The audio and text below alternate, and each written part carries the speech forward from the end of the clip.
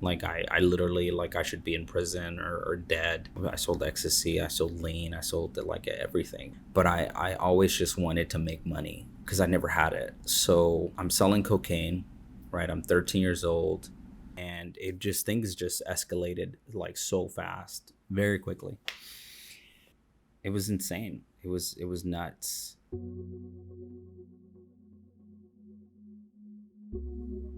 I really don't know how to start this conversation, so we'll just kind of have at it. Um, I've been wanting to share my story. I've normally I normally share my story on a pretty consistent basis. Just when people ask, I don't know. My wife says that I share too much. I've definitely, by some people that I'm really close to, have definitely been accused of oversharing. So if I do that, I'm sorry. It's time. It's time for me to share my story, like in a different platform. It's something that an old therapist of mine encouraged me to do. She actually encouraged me to write it down. So here it is. I figured that I should probably start with my background, where I'm from, how I got here. So I am a first generation American, and English is actually my second language. My parents are from Mexico. My dad is from Guanajuato. It's mainly where I say that I'm from because my mom's family is crazy and we don't have the best relationship. And then my mom is from Mexico City. My mom and dad have been here 40 years. My mother came to this country, I think, when she was in sixth grade. My dad came here, I think he dropped out of school in fourth grade. My dad had to work in his father's farm quite a bit. So my dad is from like a rural area in Guanajuato, like a little town. They didn't get electricity. I mean, correct me if you guys know about this more than I do, but I would say probably like the late 80s, they didn't get electricity. My father, from what I know, they're fairly poor, but I think it was just kind of normal for him. He's got like 7 or 8 brothers and sisters that all lived in a one bedroom, kind of like shack. They had it was made out of like stucco and stuff like that, but they all lived in that one bedroom. I remember him telling me that they would eat meat like once a week. He would eat pork rinds, chicharron, but he remembers how the whole family would share the chicharron, and how he remembers he would just leave it in his mouth because he wanted to savor it as long as he could, because they were so poor. They just mainly ate beans and rice and tortillas and stuff like that. My father's the second oldest, so they came to this country when they were pretty young. I don't know when him and my mother met. They met here in Houston. Dad worked in landscaping, and my dad has always been kind of like a go-getter, very ambitious person. My mom, for the most part, has always been kind of like the center of attention, life of the party, and stuff like that. So I remember I was born in 1990 in an area here in Houston called Spring Branch. Now, Spring Branch is like super, up and coming, posh a little bit, being gentrified. It's if you have a house in Memorial City or like in Spring Branch, then pretty much like you're good. You have some money. But when I was there, that wasn't the case. It was more like Little Mexico and Chinatown put together. When my mother was pregnant with me, my father was like, I guess, out at a bar or something like that. And he was assaulted and held at gunpoint, and they threatened to hurt him if he didn't give up everything that he had. So my father gave this thief all his stuff, and the thief, I guess, to just prevent my father from chasing after him, shot him in the leg, and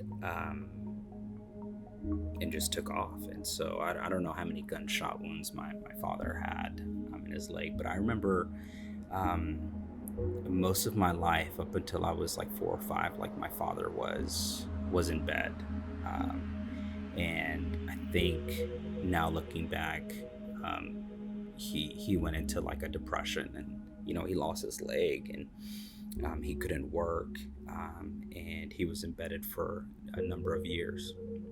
That was hard on all of us. I think on my mother. My mother had lost her oldest child prior to this, and she had two older kids that I would later find out when I was a teenager that they were not my biological siblings. So my mother had been through a lot, and so I think unfortunately it launched our family into just like a spiral, downwards of just, negative things and vices. Um, there are moments that I remember that were good. I remember being with my aunt, my dad's older sister, in Spring Branch, and staying with her and my cousins. And I mean, I was always like a troublemaker. I couldn't sit still. I think people, now would say I probably had like ADHD or something like that. But then I was just known as the travieso, as the person that just, didn't didn't comply. And I remember a few things, and there's not a whole lot of photos of our childhood and being brought up. But I unfortunately, um,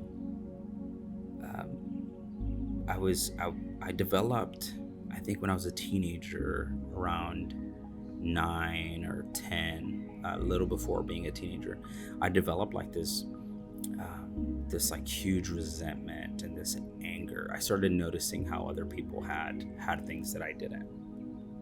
I started noticing just a lot, like the way that we would live, and it really frustrated me. I felt like my parents at times, unfortunately, like they chose other things because they were coping with their trauma. They were coping with the hurt they were experiencing. And I remember doing drugs, I think when I was 11 or 12 years old. I remember just being super upset at the world, and just trying to escape. I remember smoking pot, and just remembering how it just made me feel like my problems left. They went away. I think around 12 I got diagnosed with ADD or ADHD. I got put on meds.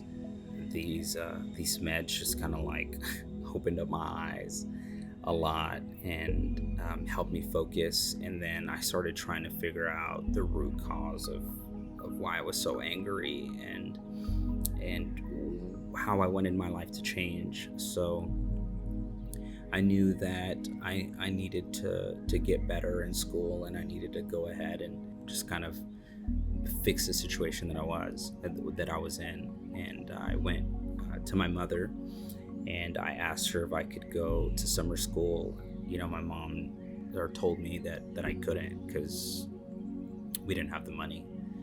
And I remember it was like this huge fight that I got into with her. And I remember just coming up with this idea, well, I'll start selling drugs. And so unfortunately the neighborhood that we lived in wasn't the best, so it was like super easy to get drugs. So I became friends with, we call them OGs, and these gangsters in our neighborhood. They kind of they ran the streets. And so I became close friends with them. They were close friends with my older sister and brother, and we just kind of hit it off. And I told them what I wanted to do, and I'm 12. He fronted, the drug dealer fronted me my first quarter pound. I'm 11, 12 years old, and I just start hustling. And I remember I made you know, my family. I couldn't really keep things from my family. They would grab things from my room, and they had really bad boundaries. We had really bad boundaries. So I remember I created a lockbox in the wood shop or metal shop in middle school to keep my drugs and my scale and my money in. And I had this like hidden compartment in my room in the house and in our backyard that led to the train tracks. And so I had my whole operation going where I was making money. People were knocking on the door, and my mom just started to get curious on who are all these people coming to the door and all this stuff like that. Like I was the guy in middle school. Like I remember I would wear steel toe boots and have just drugs in my boots and a weapon on me, and things just escalated like so fast, very quickly. It was insane. It was nuts. Super fancy wine right here. It's from this super fancy store called Costco, and it's really good. I was crazy. Like it was just a fast life. It was intense. Like it was nuts. Like I have so many stories. I just want to share everything. There's a reason why I like sharing my story. Well, fuck it, I'll just tell you. I think I don't want people to feel like they've been abandoned and alone, because I think that's the thing that's really plaguing people in depression, anxiety. So I dedicated a lot of my time to helping people from a similar background as me to feel like they belong. Unfortunately, my family had a lot of stuff going on at the time that I remember even through elementary school, like they would leave me like for hours by myself. Like I was like 8, 9 younger, and I remember getting home off the bus and just being terrified that no one would be home. And apparently it happened so often that CPS was called and threatened to take me away from my family. So I dealt with a lot of abandonment, and even like when my mother worked and my father watched me being in bed while I was young. Like I just remember stories of being young and alone. I felt like that affected my life a lot growing up. I'm 12. I'm selling drugs, and things are getting crazy. My friends have like semi-automatic weapons, and we are like vandalizing places, like just we're hitting licks, like we're breaking into homes. And like I was the one, like I was the littlest person in our crew, or for the most part, it was me and someone else was little, but I was like the little crazy one. And I was down for anything. Like at this point, like I felt like my life was so fucked up that like I don't give a fuck. Like I'll do anything. Like I'll it was insane. And so I remember getting into fights with people that were a lot bigger than me and older than me, and like I just remember like scaring the shit out of them. And it was just uncontrollable. But I think that came from a place where that's the only way that I felt in control is if I instilled fear into people. So it was like a survival mechanism, right? I've done a shitload of therapy to help me kind of go back in retrospect and like understand why. Because yes, these things helped me when I was young, but they hurt me in relationships where like my wife, like, and my kids, like that actually they love me no matter what, and I don't have to do anything for them, right? Like I just have to be a husband and a father, and that's it. So I remember going through middle school. We were drinking and getting wasted at 12. We were going on joyrides in cars like at 12, 13 years old. Like it was fucking insane. I remember also like picking up a QP, picking up drugs from my dealer, and in a car, being 12 or 13 years old, and then backing accidentally out of his driveway and hitting a car. And I have like drugs in like backpack. Like I just remember how terrifying that was. And just so many things that happened where like that's where it should have ended, in a negative way. Like that's where something should have happened. I remember being at an OG's house, and he had a boy that had just gotten out of the hospital, and he was involved in like a shooting.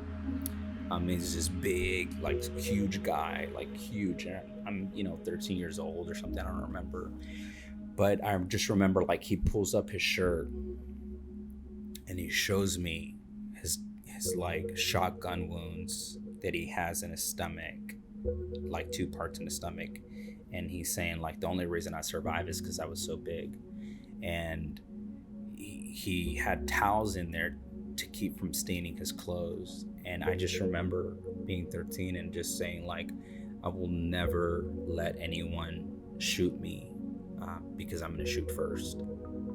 Where me and my friends, we start trying to figure out how to cook crack and get more of a profit margin on our drugs and things like that. And so we were known for for running our side of the neighborhood. Like I literally, like, I should be in prison or dead. In the summer of us going into ninth grade, I remember selling cocaine. I sold ecstasy, I sold lean, I sold like everything. But I always just wanted to make money, and because I never had it. So I'm selling cocaine, right? I'm 13 years old. In that summer, it's hot as fuck, and me and my boys are just getting into trouble. We meet this new kid, we sell him a 20 sack of cocaine, and he tells us, hey, do you guys want to go hoop? And so, like, I don't play sports. Like, everyone that knows me knows I don't play sports. Like, I suck at sports. So bad that, like, if I try to dribble, like, I'm jamming my thumb, I'm busting my lip or something. I'm just not the sports guy. I would say I'm more of like a concrete cowboy than a sports guy. I like shopping, things like that, decorating. I remember us, getting invited to the spot, and it's an indoor gym, so all of us are like, bet, that's that, fuck yeah, let's go play ball and hang out in the air conditioning. And so we go to this indoor gym. We're like hanging out downstairs, everything's cool. There's a ton of people that are from school, from high school there. And so part of me is like, great, like more clients. Right at 7, I forgot what it was, but they would like shut down the lights and they would start escorting everyone upstairs. And I was like, what the fuck is happening? And I remember like thinking like, man, I left my shank at home. Me and my hoodlum friends get escorted upstairs. It was weird. And so then this music starts playing. Like, we're in a dark room. I feel like, it's a party, like it's about to get crunk. And then come to find out, like, the music's about Jesus. And part of me is like, my parents and my family says we're Catholic, right? And so we pretty much only went to church growing up when someone died or got baptized. So pretty much anytime food was there, that's when we were there. I was like, this is so weird. Like, this is not like mass. I was surprised. I was super surprised at how I'd never seen anything like that. Like, for some reason, I thought Catholics were just Mexicans. I remember hearing the pastor, which was like this huge, tall, white guy with connected earlobes that I still like talk to this day. He starts talking about like just people being lost and abandoned, and not at all like am I trying to share my faith with other people. Like, I'm at a very different place right now, so just as a bear with me, I'm not trying to like evangelize you or anything like that. I have a difficult relationship with the church, but I kind of just want to share my experience, right? And everything that this man said about Jesus was like, damn, I didn't know any of that stuff. And it just resonated with me in a part where like I was looking for something, I was searching, and like I felt like I was close to it at that point. And that whole summer I kind of start winging myself off from my friends. I flush my drugs down the toilet, and then I start reading the Bible, and at Genesis, which was terrifying. Don't read the Bible starting at Genesis if you don't know what it's talking about. Because I started reading about like getting circumcised, and I was like, all right, I don't like it this much. So it's just kind of like trying to introduce myself to a different way of thinking. And that's what I was looking for. I was looking for a different way of thinking. So all my friends, like, they still respect me because of the crazy shit and that I had done. And then I just start going to church all the time. And my parents hated it. Um, Everyone hated it at this time. Most of my family, besides my little sister, was doing cocaine. All of my family, besides my little sister, was doing cocaine. So I had like a really hard time, like trying to be clean, but yet living in this home, being 14, 15 years old. And so, but I just gave everything to it, right? I started going on trips with this church. I started doing all this stuff just because I knew that I needed something. I needed something to change.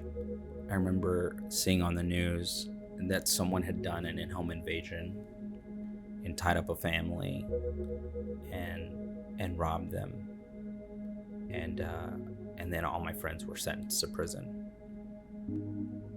That's the moment where I was just like, it was insane to me how like that could have been me, and yet like these are my friends and I care about them and I love them, and now they're behind bars because of something they did when they're 14. They're labeled for the rest of their lives, right? Like, I totally understand like how wrong it is or anything like that, or, everything like that. But at the same time, like, I was learning about redemption. I was learning about forgiveness. And shortly after that, my dealer was sentenced to 25 years and accused of being the kingpin of South Texas. And he was teaching me everything I knew. So I knew like that I had just gotten out by the skin of my teeth. And that everything that happened from this moment on, I needed to make it count. All throughout high school, I would share my story with like anybody that would listen. Gang members, ex-convicts, like whoever. Like, those are actually the people that don't scare me at all. It's the educated people that scare me. I think this is kind of where I'm gonna push pause. I'd like to continue to share my story, and kind of tell my journey. I just kind of want to tell you a little bit more about kind of where I am now, to end on a more positive note. I thankfully have been married to my wife for 11 years. Never in my life would I have thought that I'd be married to the same person for 11 years, especially after everything that I'd been through and the triggers that I brought into our relationship. We have 4 amazing, beautiful kids. 3 of them are our own biologically, and then the oldest is adopted. We're rich, not financially by any means, but we are just, things have been difficult for me and for us. But I always think that, man, if I was where I was and I'm where I am now, like, there's no explanation to that besides grace. And for the longest time, I thought I had to work for everything I had. But in reality, like, if you look back and if I look back, every person that's special to us in our lives, we had to do absolutely nothing to have a relationship with them. It just happened. And so I guess, like, me trying to share this is just kind of like more of a memoir, and more of like for my own benefit, to help me remember like the story that I have. And that's part of like one of my mantras is love the story you tell. I think that if we learn to love ourselves and accept who we are, I think that's when we can begin to move forward. And so I hope that out of anything, you can find hope in this, you can find acceptance in this, and I think, yeah. Yeah. So if you find this helpful or useful, share this with someone that you love and care about, or think that needs to hear this. Don't subscribe. Don't like or comment. I think there's a guy that I kind of feel sorry for. His name is Mr. Bear. No, Mr. Beast. Why don't you? I think he needs likes and subscribes. He seems like he's very sad, and so why don't we help people feel like they belong and love, and just go like him and subscribe to him? Um, because I don't need anything. I actually would be okay with 0 subscribers. I just want to leave you with one thing. I wish you the best, and you are exactly where you need to be. It is a miracle at how you are here in this moment. So many things had to fall into place for you to be here in this moment. And from someone that knows the gratitude that comes with each breath and things like that. I'm not always the best. Like, believe me, I can get negative and I can get very critical, but I think that it's just like we just need to change our focus. Like, we just need to change our, there we go. That kind of failed a little bit, but we just need to change our focus. There's so many things that played into us being here today, and I just want you to sit with that. I just want you to